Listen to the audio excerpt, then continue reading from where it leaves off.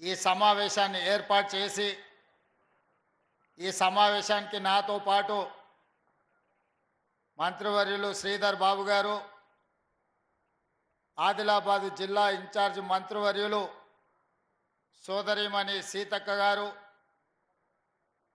మాజీ మంత్రివర్యులు శాసనసభ్యులు వినోద్ గారు, మాజీ పార్లమెంట్ సభ్యులు శాసనసభ్యులు డాక్టర్ వివేక్ గారు, ఖానాపూర్ శాసనసభ్యులు మిత్రులు వెడ్మ బొజ్జు గారు, అదేవిధంగా శాసన మండలి సభ్యులు విఠల్ గారు, ఇతర కాంగ్రెస్ పార్టీ ముఖ్యమైన నాయకులు, కాంగ్రెస్ పార్టీ తెలంగాణ శాఖ అధ్యక్షులు శాసన మండలి సభ్యులు మహేష్ కుమార్ గౌడ్ గారు, ఈ శాసన మండలి ఎన్నికలలో మల్లికార్జున్ ఖర్గే, రాహుల్ గాంధీ గారు ప్రకటించిన అభ్యర్థి ఆల్ఫోర్స్ నరేందర్ రెడ్డి గారు, వేదిక మీద ఉన్న పెద్దలు, ఈ సమావేశంలో దాదాపుగా 4 గంటల నుంచి నిరీక్షిస్తున్న ప్రాణ సమానులైన పట్టభద్రులు కాంగ్రెస్ పార్టీ కార్యకర్తలందరికీ కూడా హృదయపూర్వకంగా నమస్కారాలు. ముఖ్యంగా మా ఆడపడుచులు చాలామంది వచ్చి ఈరోజు ఆశీర్వదించడానికి విచ్చేసినందుకు మా ఆడపడుచులందరికీ కూడా మనస్ఫూర్తిగా ధన్యవాదాలు, కృతజ్ఞతలు. మంచిర్యాల శాసనసభ ప్రాంత ప్రజలు అదృష్టవంతులు. ఎందుకయ్యా అంటే మీరు ఒక్క ఓటేసి ఎమ్మెల్యేని అనుకుంటే మీకు 2 సేవకులు వచ్చిన 24 గంటలు ఎప్పుడు నిరంతరం మిమ్మల్ని కాపాడుకోవడానికి. మీరు ఓటేసింది ప్రేమ్ సాగర్ రావు గారికి అయితే వారు 16 గంటలు పనిచేస్తే మీకోసం రోజుకు 24 గంటలు పనిచేసే సురేఖమ్మ గారు జిల్లా పార్టీ అధ్యక్షులుగా, మీ సోదరిమణిగా మిమ్మల్ని అందరినీ నిరంతరం మీ కుటుంబ సభ్యురాలుగా కాపాడుకుంటున్నందుకు వారిని అభినందిస్తున్నా. మీరు అదృష్టవంతులు అని చెప్పి ఈ వేదిక మీద నుంచి నేను చెప్పదలుచుకున్నా. మిత్రులారా, ఇవాళ ఈ వేదిక మీద నుంచి ఇక్కడికి వచ్చేసిన మిత్రులనే కాదు, ఈ సమావేశాన్ని చూస్తున్న తెలంగాణ రాష్ట్ర నలుమూలలో ఉన్న వాళ్లకు, ముఖ్యంగా ఆదిలాబాద్, నిజామాబాద్, కరీంనగర్, మెదక్ జిల్లా పట్టభద్రుల ఓటర్లను గుండె మీద చేయి పెట్టుకొని ఆలోచన చేయమని నేను విజ్ఞప్తి చేస్తున్నా. ఇవాళ ఈ ఎన్నికల బరిలో ప్రధానంగా కాంగ్రెస్ పార్టీ నుంచి నరేందర్ రెడ్డి గారు ఉంటే, భారతీయ జనతా పార్టీ నుంచి వారు ఒక అభ్యర్థిని నిలబెట్టిండ్రు. ఈరోజు ప్రధాన ప్రతిపక్ష పార్టీ బీఆర్ఎస్ గురించి ఒక 2 నిమిషాలు మాట్లాడుకుందాం. ఇవాళ ఈ ఎన్నికల్లో వాళ్ళకి అభ్యర్థి లేడు, ఈ ఎన్నికల్లో పోటీ చేయలేదు. కానీ హరీష్ రావు గారు, కేటీఆర్ గారు, టీఆర్ఎస్ నాయకులు కాంగ్రెస్ పార్టీని ఓడించండి, కాంగ్రెస్ పార్టీని మీరు ఎట్లనన్నా చేసి కింద పడేయండి అని వాళ్ళు విజ్ఞప్తి చేస్తున్నారు. మరి నేను ఈ వేదిక మీద నుంచి పట్టభద్రులను అడుగుతున్నా, బీఆర్ఎస్ వాళ్ళు మమ్మల్ని ఓడగొట్టమని చెప్తున్నారు. మంచిదే, మీ కోపం, మీ పగ ఈ పట్టభద్రులు అర్థం చేసుకుంటారు. కానీ మీరు ఎవరిని గెలిపించమని చెప్తున్నారని నేను అడుగుతున్నా. మీ అభ్యర్థి ఎవరు? మీ అభిమానులు కానీ, మీ పార్టీ నాయకులు కానీ ఎవరికి ఓటేస్తారు? ఇదే మెదక్ జిల్లాలో హరీష్ రావు గారు ఓటరు, చంద్రశేఖరరావు గారు ఓటరు, కేటీఆర్ గారు ఓటరు, కవిత గారు ఓటరు. వీళ్ళందరూ చదువుకున్నోళ్ళే, వీళ్ళందరూ పట్టభద్రులే. రేపు పోలింగ్ బూత్కి వెళ్ళి వీళ్ళు ఎవరికి ఓటేస్తారని నేను అడుగుతున్నా. ఇవాళ పట్టభద్రులకు వీళ్ళు సమాధానం చెప్పాల్సిన అవసరం లేదా? ప్రజాస్వామ్యంలో ప్రధాన ప్రతిపక్ష పార్టీ ఎన్నికల్లో పోటీ చేయకుండా ఈరోజు కాంగ్రెస్ పార్టీని ఓడగొట్టండి అని అడుగుతున్నారు. దీని మతలబ్ ఏందో తెలంగాణ సమాజం గమనించాలి.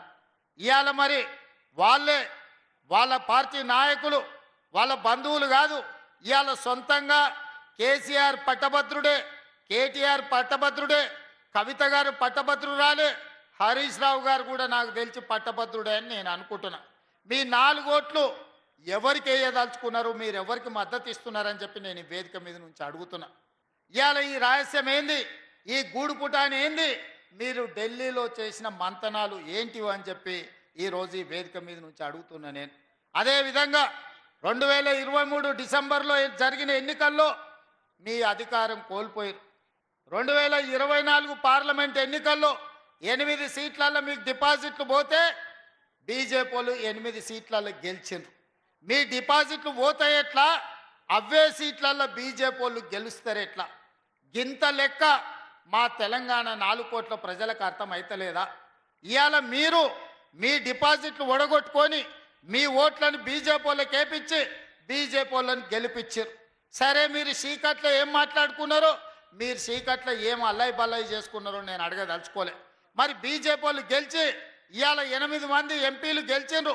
ఆదిలాబాద్ నుంచి గెలిచిండ్రు, నిజామాబాద్ నుంచి గెలిచిండ్రు, కరీంనగర్ నుంచి గెలిచిండ్రు, మెదక్లో గెలిచిండ్రు. ఇవాళ 4 ఎంపీలు ఉన్నారు, దాదాపుగా 7 మంది ఎమ్మెల్యేలు ఈ ప్రాంతం నుంచే ఉన్నారు బీజేపీ వాళ్ళకు. మరి మోడీ నుంచి ఏమి తీసుకొచ్చిర్రని నేను అడుగుతున్నా. ఇవాళ మిమ్మల్ని 8 మంది ఎంపీలను 8 మంది ఎమ్మెల్యేలను గెలిపిస్తే తెలంగాణ రాష్ట్రానికి మీరు తెచ్చిందేంది, మోడీ తీసుకొచ్చి ఇచ్చిందేందని నేను ఈరోజు మిమ్మల్ని అడుగుతున్నా. కేవలం మా ఓట్లు కావాలి, మేము ఇచ్చే సీట్లు కావాలి, మీరు ప్రధానమంత్రులు కావాలి, లేకపోతే ఈరోజు మీరు మంత్రులు కావాలి. కానీ మరి తెలంగాణ ప్రజలకు మీరు ఇచ్చేదేంది, మిమ్మల్ని నమ్మేది ఎట్లా అని నేను అడుగుతున్నా. ఇవాళ మళ్ళా ఓట్ల కోసం వచ్చారు పట్టభద్రులలో. ఏం చేస్తారు మీరు? ఏం చేసింది 12 ఏళ్ళల్లో? నరేంద్ర మోడీ గారు ప్రధానమంత్రి అయ్యి 11 సంవత్సరాలు దాటి ఇవాళకి 12 సంవత్సరాలు అవుతున్నది. ఈ 12 సంవత్సరాలలో తుమ్మిడేటి దగ్గర ఈరోజు ప్రాజెక్టు కట్టుకోవడానికి గోదావరి జలాలకు మహారాష్ట్ర నుంచి మీరు అనుమతి ఇప్పించిండ్రా? ఒకవేళ తుమ్మిడేటి దగ్గర ప్రాజెక్టు కట్టనికే మహారాష్ట్ర అనుమతి ఇచ్చినుంటే ఇవాళ ఆదిలాబాదు జిల్లా 1.5 ఎకరాలు సస్యశ్యామలమై పసిడి పంటలు పండుతుండే ఆదిలాబాదు బిడ్డలు ఆదివాసీలు ఇవాళ వాళ్ళ బతుకులలో వెలుగు వస్తుండే. ఇవాళ ఈ ఆదిలాబాదు జిల్లా నేను పిసిసి అధ్యక్షుడిగా బాధ్యత తీసుకున్న తర్వాత మొట్టమొదట ఇంద్రవెల్లిలో సమావేశం పెట్టిన, మీ ఆశీర్వాదం తీసుకున్న. మీ జిల్లాను అభివృద్ధి చెయ్యాలని ఇవాళ మేము పూర్తి స్థాయిలో పనిచేస్తున్నాం. ఈ జిల్లాకు కొత్తగా మంజూరు చేసిన చాలా విషయాలను పెద్దలు ప్రేమ్ సాగర్ రావు గారు ఇప్పటి దగ్గర మీకు అందరికీ చెప్పడం జరిగింది. ఇవాళ ఆదిలాబాదు జిల్లాను ముందు బాగానే ఉంచాలి, జరిగిన నిర్లక్ష్యాన్ని సరిదిద్దాలని కాంగ్రెస్ పార్టీ ప్రయత్నం చేస్తుంది. మరి మీరు ఏం చేసిండ్రు, మీరు ఏం తీసుకొస్తారని నేను అడుగుతున్నా. అందుకే మిత్రులారా, ఇవాళ మీరు ఆలోచన చేయండి పట్టభద్రులు. నేను ఒక్కటే మాట విజ్ఞప్తి చేస్తున్నా. నేను చెప్పింది నిజమైతే మీరు గుండెల మీద చేసుకొని ఆలోచన చేసి ఇవాళ కాంగ్రెస్ పార్టీకి ఓటు వేయండి. నేను చెప్పింది అబద్ధమైతే, మీ మనసుకు అది అబద్ధం అని తోస్తే మీరు ఎవరికి వేసుకున్నా మాకు అభ్యంతరం లేదు, మీ ఇష్టం. ఇవాళ నేను ముఖ్యంగా టీచర్లను డిఎస్సి నోటిఫికేషన్, అదేవిధంగా టెట్ పరీక్షలు నిర్వహించింది కాంగ్రెస్ పార్టీ అధికారంలోకి వచ్చిన తర్వాత కాదా? మీరు ఆలోచన చేయండి. 11,000 మంది టీచర్ల నియామకాలను చేపట్టినమా లేదా? ఒకవేళ మేము టెట్ పరీక్షలు నిర్వహించి డిఎస్సి పరీక్షలు నిర్వహించి 60 రోజుల్లోనే 11,000 మంది టీచర్ల నియామకాలు మేము చేపట్టుంటే మీరందరూ మా కాంగ్రెస్కు నరేందర్ రెడ్డికి ఓటు వేయండి. ఒకవేళ నేను చెప్పింది అబద్ధం అయితే మీరు మాకు ఓట్లు ఇవ్వకండి, మీకు కావాల్సిన వాళ్ళకి వేయండి. అదేవిధంగా పోలీస్ డిపార్ట్మెంట్లో దాదాపు 15,000 మంది నిరుద్యోగులకు పోలీసు ఉద్యోగాలు ఇచ్చిన మాట నిజమైతే ఈరోజు నరేందర్ రెడ్డికి ఓటు వేయండి. లేకపోతే ఒకవేళ నేను చెప్పింది అబద్ధం అయితే మీ ఇష్టమైన వాళ్ళకు ఓటు వేసుకోండి. పారామెడికల్ సిబ్బంది 6,000 పైగా పారామెడికల్ సిబ్బందిని ఎల్బీ స్టేడియంకు పిలిపించి ఉద్యోగాలు వచ్చిన వాళ్ళనే కాదు, వాళ్ళ తల్లిదండ్రులందరినీ కూడా హైదరాబాదు నగరానికి ఎల్బీ స్టేడియంకు రప్పించి వాళ్ళ నియామక పత్రాలు ఇచ్చిన మాట వాస్తవమైతే ఈరోజు నరేందర్ రెడ్డిని గెలిపించండి. ఈరోజు అది అబద్ధమైతే మీకు కావలసిన వాళ్ళకు వేసుకోండి. ఈ విధంగా వివిధ శాఖలలో 55,163 మందికి ఎల్బీ స్టేడియం సాక్షిగా ఒక్కొక్కరిని వాళ్ళ కుటుంబ సభ్యులను వాళ్ళ తల్లిదండ్రులను పిలిపించి వాళ్ళకు ఉద్యోగ నియామక పత్రాలు అందించి వాళ్ళ కుటుంబాల కళ్ళల్లో ఆనందం చూసిన మాట వాస్తవమైతే ఈ పట్టభద్రులందరూ కూడా ఇవాళ కాంగ్రెస్ పార్టీని గెలిపించండి అని నేను అడుగుతున్న మిత్రులారా. నేను చెప్పింది ఒకవేళ అబద్ధం అయితే ఈరోజు మీకు కావలసిన నిర్ణయం తీసుకోండి. కానీ అదే నరేంద్ర మోడీ గారు 2014 ఎన్నికల్లో 2019 ఎన్నికల్లో ప్రతి సంవత్సరం 2 కోట్ల ఉద్యోగాలు ఇస్తా అన్నాడు. మరి ఇప్పటికి దాదాపుగా 11 ఏళ్ళు అయిపోయి 12వ ఏడుకు మనం అడుగు పెడుతున్నాం. 24 కోట్ల ఉద్యోగాలు ఇవ్వాలి. ఏ లెక్కనైనా నరేంద్ర మోడీ గారు తెలంగాణ రాష్ట్రానికి దాదాపుగా 1 కోటి ఉద్యోగాలు బకాయి పడ్డాడు, బాకీ పడ్డాడు. ఆయన ఇచ్చింది ఎన్ని ఉద్యోగాలంటే 2 ఉద్యోగాలు ఇచ్చిండు. ఒకటి కిషన్ రెడ్డికి, 2 బండి సంజయ్కి. తెలంగాణ రాష్ట్రంలో మోడీ గారు ఇచ్చిన ఉద్యోగాలు ఏమన్నా ఉన్నాయంటే 2 ఉద్యోగాలు. ఆ రెండిట్లో ఒకటి కిషన్ రెడ్డికి ఇస్తే ఇంకొకటి బండి సంజయ్కి ఇచ్చారు. ఇంకెవరికైనా ఉద్యోగాలు ఇచ్చిండ్రా? ఎవరికైనా ఈడున్న వేలాది మందిలో నరేంద్ర మోడీ ఎవరికైనా ఉద్యోగం ఇచ్చిండా? ఈడున్న వేల మందిలో ఎవరికైనా ఉన్నాయా చెప్పండి. ఎవరికైనా మోడీ మీకు ఉద్యోగం ఇచ్చిండా? మరి ఇన్ని వేల మంది పట్టభద్రులు ఇక్కడ ఉన్నారు, ఒక్కరికి కూడా మోడీ ఉద్యోగం ఇవ్వకపోతే ఇవాళ బీజేపీ వాళ్ళు పట్టభద్రుల ఓట్లు అడిగే హక్కు ఎక్కడదని ఇవాళ నేను అడుగుతున్న ఈ వేదిక మీద నుంచి. ఇవాళ ఫీజు రియంబర్స్మెంట్ కానీ లేకపోతే ఐటీఐలను ఒకనాడు ఐటీఐలు అంటే ఐటీఐ చేస్తే ఉద్యోగం వచ్చేది. ఇవాళ ఐటీఐలో చెప్పే చదువుకు బయటకు వస్తే సంబంధమే లేదు.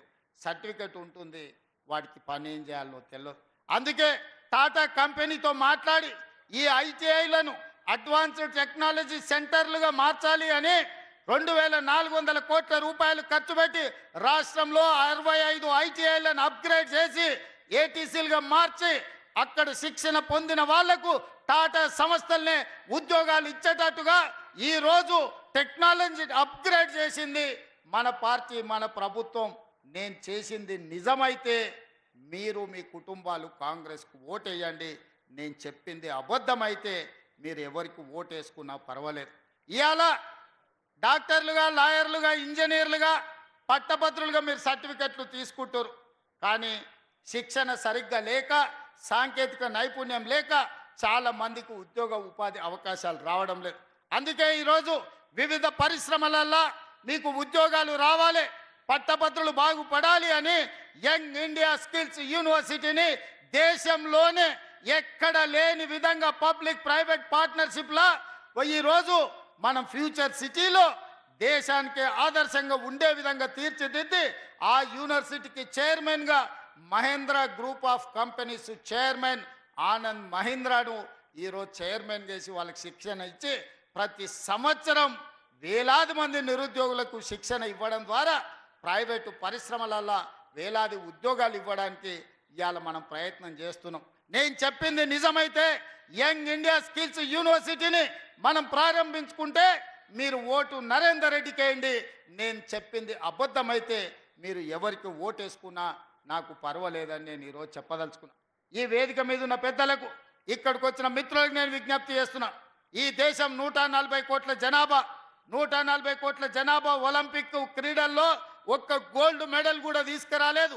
ఈ దేశంలో ఉన్న కోట్లాది మంది యువకులకు శిక్షణ లేకపోవడం వల్ల, మోడీ గారు పట్టించుకోకపోవడం వల్ల ఒలింపిక్ గేమ్స్లో ఒక్క గోల్డ్ మెడల్ కూడా రాలేదు. కానీ మొన్న నేను సౌత్ కొరియా ఆ కంట్రీకి పోయినప్పుడు నేను శ్రీధర్ బాబు గారు ఒక యూనివర్సిటీకి పోయిన, సౌత్ కొరియన్ స్పోర్ట్స్ యూనివర్సిటీ 30 ఎకరాలలో ఉన్న యూనివర్సిటీలో 16 మెడల్స్ తీసుకొచ్చారు ఆ ఒక్క యూనివర్సిటీ స్టూడెంట్స్. అందులో ఒక ఆడపిల్ల 3 గోల్డ్ మెడల్స్ తీసుకొచ్చింది ఆర్చరీలో. నాకు ఆశ్చర్యం అనిపించింది, అద్భుతం అనిపించింది. 10 కోట్ల జనాభా ఉన్న సౌత్ కొరియాలో 32 మెడల్స్ ఒలింపిక్స్లో తెస్తే 140 కోట్ల జనాభా ఉన్న భారతదేశానికి ఒక గోల్డ్ మెడల్ రాలేదు అని అంటే నిజంగా మన పరిస్థితి ఎక్కడుందో, మోడీ గారు ఈ దేశానికి ఏం చేసిండో ఒక్కసారి ఆలోచన చేయండి. అందుకే ఈరోజు ఆలోచన చేసి మట్టిలో మాణిక్యాలను వెలికి తీయాలి. తెలంగాణ ప్రాంతాలలో ఉన్న క్రీడాకారులకు శిక్షణ ఇప్పించాలి. ఈ క్రీడాకారులు 2028 ఒలింపిక్స్లో గోల్డ్ మెడల్ తెలంగాణ నుంచే సాధించాలని యంగ్ ఇండియా స్పోర్ట్స్ యూనివర్సిటీని తెలంగాణ ప్రాంతంలో ఉన్న నిరుద్యోగ యువకులకు కాదు, క్రీడల మీద ఆసక్తి ఉన్న ప్రతి వాడికి శిక్షణ ఇవ్వాలి అని ఈరోజు యంగ్ ఇండియా స్పోర్ట్స్ యూనివర్సిటీని మనం తెచ్చుకున్నాము. ఇది మన పట్టభద్రులకు ఉపయోగపడేది కాదా? ఇది మన పిల్లల భవిష్యత్తును తీర్చిదిద్దేది కాదా? మీరు ఒక్కసారి ఆలోచన చేయండి మిత్రులారా. ఇలాగా ఉద్యోగాల విషయంలో, ఉపాధి విషయంలో, విద్య విషయంలో ఈరోజు మనం అన్ని రకాల నిర్ణయాలు తీసుకుంటున్నాం. ఇంతకుముందే మిత్రులు చెప్పినారు, నిజామాబాద్లో యూనివర్సిటీ ఉంది, కరీంనగర్లో యూనివర్సిటీ ఉంది, ఇవాళ ప్రతి దగ్గర యూనివర్సిటీలు ఉన్నాయి, ఆదిలాబాద్లో యూనివర్సిటీ లేదు అని. మరి ఆ ప్రాంతాలలో ఇచ్చిన యూనివర్సిటీలు కూడా ఆనాడు కాంగ్రెస్ పార్టీ ఉన్నప్పుడే ఇచ్చింది తప్ప 10 ఏళ్లలో చంద్రశేఖరరావు ఒక్క యూనివర్సిటీ ఆయన ఇచ్చిండా? మీరు ఒక్కసారి ఆలోచన చేయండి. రేపైనా మీ ఆదిలాబాద్కు యూనివర్సిటీ రావాలంటే పట్టభద్రుల నుంచి చదువుకున్న నరేందర్ రెడ్డి ఎమ్మెల్సీగా అయితే మీ తరఫున ప్రతినిధిగా ఉంటాడు, ప్రభుత్వంతో మాట్లాడతాడు. ఆదిలాబాద్కు కావలసిన యూనివర్సిటీని సాధించే ప్రయత్నము నరేందర్ రెడ్డి చేస్తాడు. మీ తరఫున పన్నులు సాధించే నరేందర్ రెడ్డికి మీరు ఓటు వేయాల్సిన అవసరం ఉన్నది. మిత్రులారా, ఇవాళ మీరు ఆలోచన చేయండి. ఇవాళ మన సమస్యల్ని తెలిసిన వాడు, మన సమస్యల్ని ప్రస్తావించిన వాడు, మన సమస్యల్ని ప్రభుత్వం దృష్టికి తీసుకెళ్ళిన వాడే మన ప్రతినిధి అయితే మన సమస్యలు పరిష్కారం అవుతాయి. ఈ విధంగా ఈరోజు ఏ విషయంలో అయినా ప్రభుత్వం 2023 డిసెంబర్ 7 నాడు వచ్చింది. మేము వచ్చిన కొద్ది రోజులకే పార్లమెంట్ ఎన్నికలు వచ్చి ఎన్నికల కోడ్ వచ్చింది. 6 నెలలు పరిపాలన మా చేతిలో లేదు, ఎన్నికల కమిషనరే పరిపాలన చేసింది. అక్కడి నుంచి ఈ 9-10 నెలలే కదా మేము ప్రభుత్వాన్ని నడిపింది, పరిపాలనను అందించింది. నేను మా మిత్రుడు శ్రీధర్ బాబు గారు దావోస్కి వెళ్ళి విదేశీ పెట్టుబడులు మొదటిసారి 45,000 కోట్లు, మొన్న 1,80,000 కోట్లు, 2,25,000 కోట్లు. ఈ రోజు సంవత్సరం తిరిగే లోపల భారతదేశానికి విదేశీ పెట్టుబడులను తీసుకొచ్చి వేలాది ఉద్యోగాలు, లక్షలాది చదువుకున్న నిరుద్యోగులకు ఉద్యోగాలు ఇప్పించడానికి ఇవాళ పెట్టుబడులు తీసుకొచ్చినాం. ఇవాళనే అమెరికన్ కంపెనీ అమ్జన్ అనే బయో ఈరోజు మనం సంస్థను ఈరోజు ప్రారంభించుకున్నాం. వేలాది కోట్ల రూపాయలు పెట్టుబడులు పెట్టడమే కాదు, వేలాది ఉద్యోగాలు ఇచ్చే అమెరికన్ కంపెనీ అమెరికా పర్యటనలో నేను శ్రీధర్ బాబు గారు ఒప్పించి ఇవాళ తెలంగాణ రాష్ట్రానికి తీసుకొచ్చినాం. ఇట్లాంటి సంస్థల్ని తీసుకురావాలి అని అంటే ఈ సంస్థలు పెట్టుబడి పెడితే ఇది ప్రత్యక్షంగా మన పట్టభద్రులకు ఉద్యోగాలు వచ్చే అవకాశం ఉంటుంది. ఇవన్నీ పనులు మేము చెయ్యాలి, ముందుకు వెళ్ళాలి అని అంటే మీ ఆశీర్వాదం ఉండాలి. ఇవాళ మీరు ఆశీర్వదిస్తే ఈ రాష్ట్రాన్ని అద్భుతం చేసి ప్రపంచంతోనే పోటీ పడే రాష్ట్రంగా మనం తీర్చిదిద్దొచ్చు. అదేవిధంగా ఇవాళ నేను రైతులను అడుగుతున్నా, 25,50,000 మంది రైతులకు రైతు రుణమాఫీ కింద 21,000 కోట్ల రూపాయలు వాళ్ళ ఖాతాలో 2 లక్షల వరకు ఉన్న రుణాన్ని మాఫీ చేసిన ప్రభుత్వం మాది. నేను ఈ వేదిక మీద నుంచి విజ్ఞప్తి చేస్తున్న రైతుల కుటుంబాలకు, రైతాంగానికి, మీరు కానీ మీ పిల్లలు కానీ పట్టభద్రులైతే మీకు రైతు రుణమాఫీ జరిగిందని మీరు నమ్మితే మీ గుండెల మీద చేసుకొని ఆత్మవిశ్వాసంతో ఆలోచన చేసి ఇవాళ మేము రుణమాఫీ మీకు చేసి ఉంటే కాంగ్రెస్ పార్టీకి ఓటేయండి. మీకు రుణమాఫీ జరిగిందనంటే 10 ఏళ్లలో చంద్రశేఖరరావు, నరేంద్ర మోడీ చెయ్యని పని ఈనాడు కాంగ్రెస్ ప్రభుత్వం చేసింది. రుణమాఫీ జరిగిన కుటుంబాలన్నీ కూడా నరేందర్ రెడ్డికి ఓటేయాల్సిందిగా నేను విజ్ఞప్తి చేస్తున్నా. ఇదే కాదు, ఒడ్లు ఆనాడు చంద్రశేఖరరావు గారు అన్నారు వరి వేసుకుంటే ఉరేసుకున్నట్టే అని. కానీ నేను వచ్చిన తర్వాత నేను చెప్పిన వరి వేసుకోండి, సన్న ఒట్లు పండించిన వాళ్ళకు 500 రూపాయల బోనస్ ఇచ్చే బాధ్యత నాది, గిట్టుబాటు ధరతో పాటు 500 రూపాయల బోనస్ ఇస్తా అని చెప్పి 1,56,00,000 మెట్రిక్ టన్నుల ఒట్లు పండిస్తే 500 రూపాయల బోనస్ రైతులకు ఇచ్చి రైతులను ఆదుకున్న ప్రభుత్వం. పెద్దలు ప్రేమ్ సాగర్ రావు చెప్పినట్టు ఆనాడు క్వింటాల్కు 10 కిలోలు తాలు మీద, తరుగు మీద, తడి మీద తుట్టి తీసి మిమ్మల్ని 1,000 కోట్లు దోసుకున్నారు. కానీ మేము వచ్చినాక 1 కిలో అయినా తాలు తరుగు మీద మీ దగ్గర తుట్టి తీసినామా? ఇవాళ అది పోను మీకు 500 రూపాయల బోనస్ ఇచ్చినాం. నేను చెప్పింది నిజమైతే మీరు విశ్వసించి గుండెల మీద చెయ్యి పెట్టుకొని నరేందర్ రెడ్డిని గెలిపించండి. ఇవాళ రైతులకు బోనస్ ఇచ్చి రైతులను ఆదుకున్న ప్రభుత్వం కాంగ్రెస్ ప్రభుత్వం అని నేను ఈ సందర్భంగా నేను చెప్పదలుచుకున్నా. ఆనాడు ఎన్నికలను అడ్డం పెట్టి రైతు బంధు చంద్రశేఖరరావు ఎగ్గొట్టి పారిపోతే నేను వచ్చిన వెంబడే మొదటి 3 నెలల్లోనే ఆయన ఎగగొట్టిన రైతు బంధులు 7,625 కోట్ల రూపాయలు మీ ఖాతాలో వేసి రైతులను ఆదుకున్న ప్రభుత్వం మాది. మీ ఖాతాల్లో జనవరి, ఫిబ్రవరి, మార్చిలో రైతు బంధు నగదు పడ్డది. కాంగ్రెస్ వచ్చినాకంటే ఓట్లు మాకేయండి. మీ ఖాతాలో రైతు బంధు పడకపోతే మీరు ఎవరికైనా ఓటు వేసుకోండి. ఇవాళ కూడా ఎకరాకు 5,000 ఒక పంటకు సంవత్సరానికి 10,000 ఆనాడు ఉండే. ఇవాళ మనము 10,000ను సంవత్సరానికి 12,000గా పెంచి రైతు భరోసా పథకం కింద రైతులను ఆదుకోవాలని ఇవాళ మీ ఖాతాలో పైసలు పడుతున్నాయి. 3 ఎకరాల వరకు రైతు భరోసా ఆల్రెడీ పడ్డది. భవిష్యత్తులో మార్చి 31 లోపల మీకందరికీ రైతు భరోసా పథకం నిధులు మీ ఖాతాలలో వేసే బాధ్యత నాది. ఈనాడు రైతు భరోసా ఎవరెవరికి వచ్చిందో ఆ కుటుంబాల ఓట్లు మాకేయండి. రైతు భరోసా రానోళ్ళు ఎవరైనా ఉంటే మీరు ఎవరికైనా ఓటు వేసుకోండి మిత్రులారా. ఇవాళ ఇన్ని రకాలుగా రాజీవ్ ఆరోగ్యశ్రీ 10 లక్షల రూపాయలు పెంచినాం. మీకెవరికి లబ్ధి వచ్చిందో వాళ్ళు మాకు ఓటు వేయండి. ఇదంతా ఒక ఎత్తు అయితే, అదేవిధంగా ఈరోజు మా ఆడబిడ్డలు ఈడు ఉన్నారు.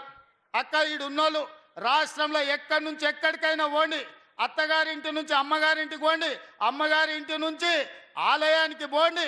మీరు యాదగిరి గుట్ట పోతారా, లేకపోతే భద్రాచలం పోతారా, నాగోబ జాతర పోతారా, సీతక్క దగ్గరికి సమ్మక్క సారక్క జాతరకు పోతారా, ఏడికి పోయినా బస్సుల్లో ఒక్క రూపాయి లేకుండా మీరు చెయ్యి అడ్డం పెడితే ఆపి మిమ్మల్ని ఎక్కించుకొని మీరు అడిగిన దగ్గర దించుతే మా అక్కలు నాకోటేయండి.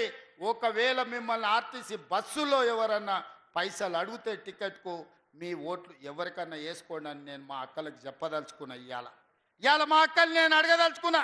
500 రూపాయల సిలిండర్ 50 లక్షల కుటుంబాలకు ఇస్తున్నాం. 500 రూపాయల సిలిండర్ వచ్చిన కుటుంబాలు మాకు ఓటేయండి.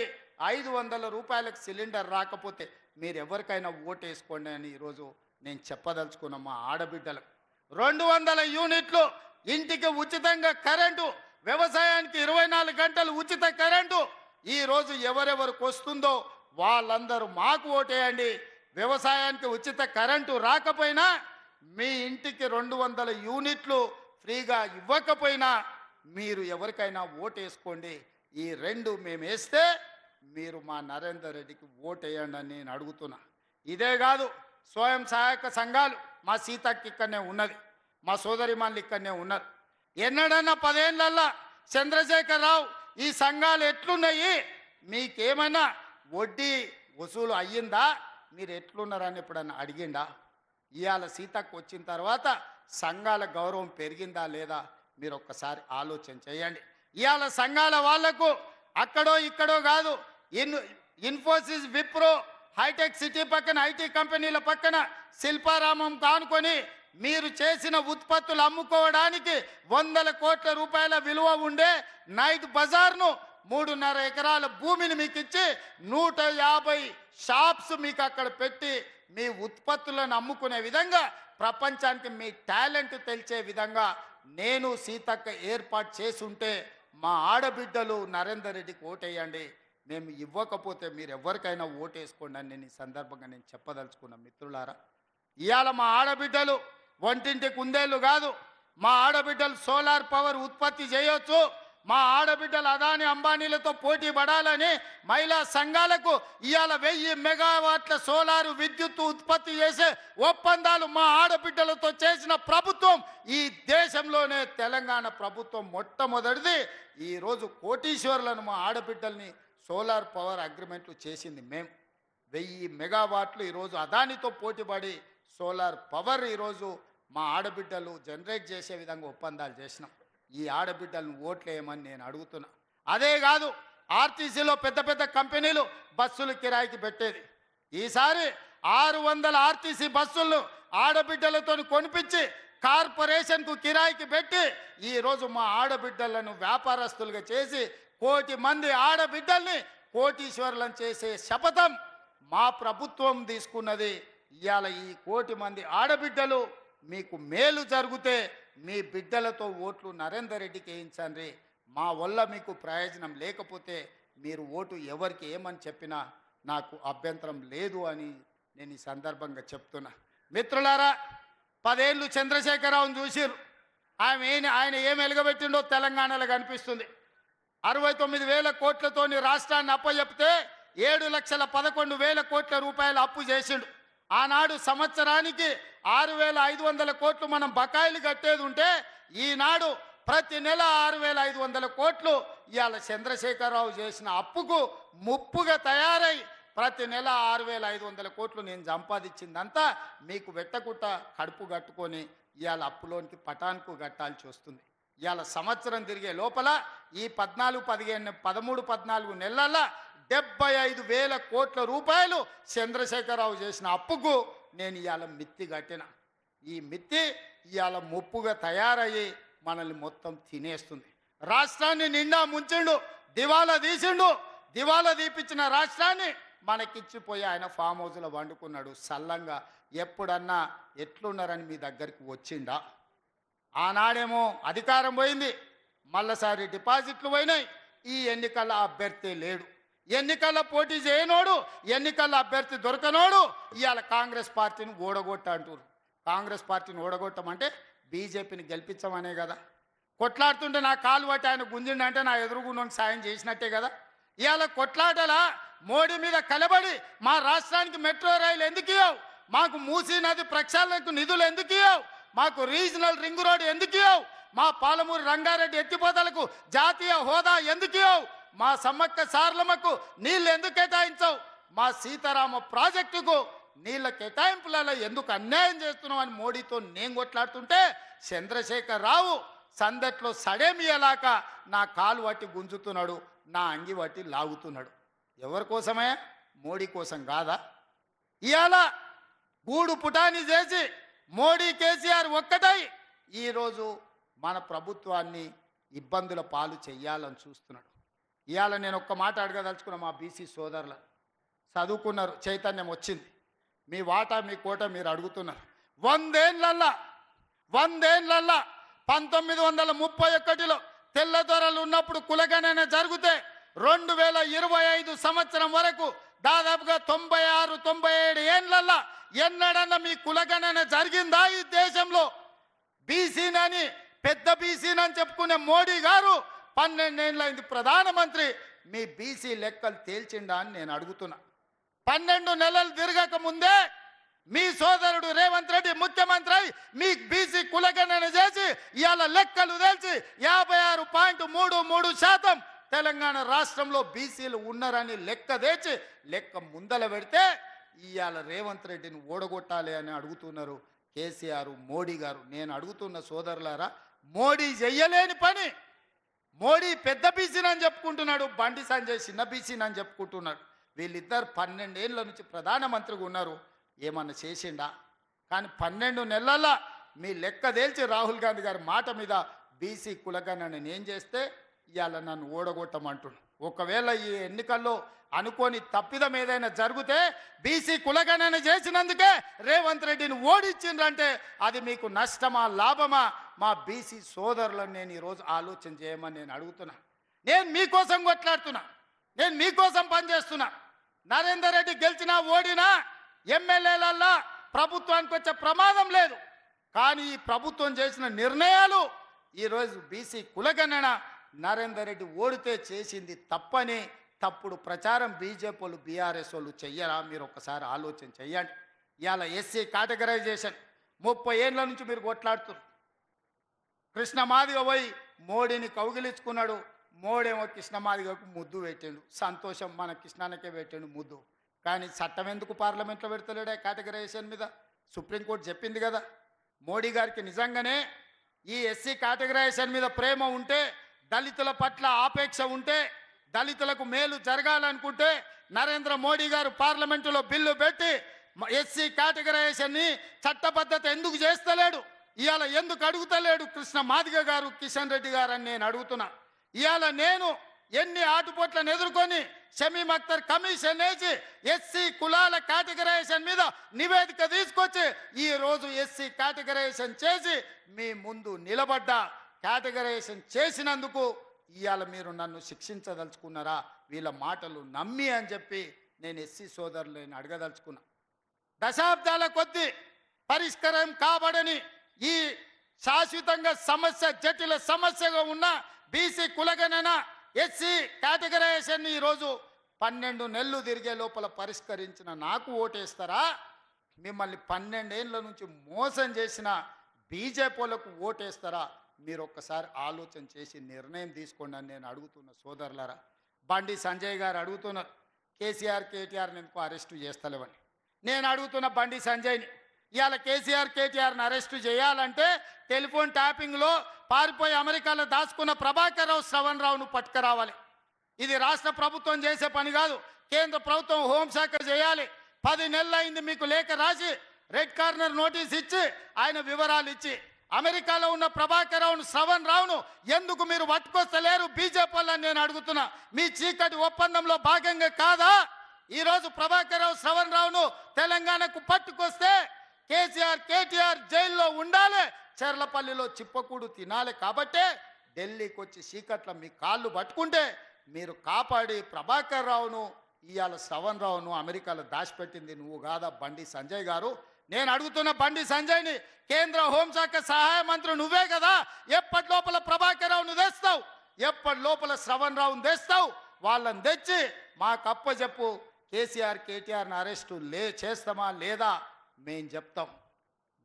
మేము గొర్రెల స్కామ్ జరిగితే మేము కేసు కడితే ఉన్న పేపర్లన్నీ ఈడీ తీసుకుపోయింది. మేము ఫార్ములా ఈ రేస్ కార్ల కుంభకోణం కోట్ల రూపాయలు దేశాలు దాటి ఇతర దేశాలకు కేటీఆర్ తరలిస్తే మేము కేసు కట్టంగానే ఈడీ ఆ పేపర్లు కూడా తీసుకుపోయింది. నేను అడుగుతున్న బండి సంజయ్ని, ఈడీ కూడా నీ కిందనే వస్తుంది.